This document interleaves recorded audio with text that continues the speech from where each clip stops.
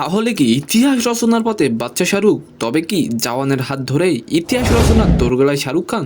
তো কি অবস্থা সবার, কেমন আছেন? আমি ড্রামা সবুজ। আর আজকে আলোচনা করব জওয়ানের মাধ্যমে ইতিহাস তৈরির পথে বাচ্চা শাহরুখ। জওয়ান মাত্র 13 দিনে বিশ্বব্যাপী প্রায় 1000 কোটি রুপি ব্যবসা করে ফেলেছে।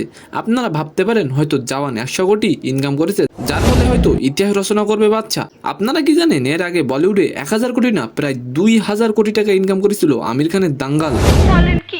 তাই তো বলছি, শুধু তাই নয়, বাহুবলী, আর কেজিএফ 2ও পার করেছিল হাজারের গণে।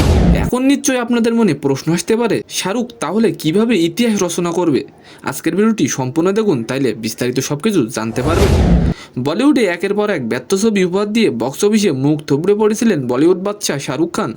অনেকেই ভেবেছিলেন আর হয়তো ফিরতে পারবেন না শাহরুখ, বাট তিনি ফিরলেন এবং ছড়ালেন ম্যাজিক। প্রথমে পাঠান। बहुत घटिया आदत है यार।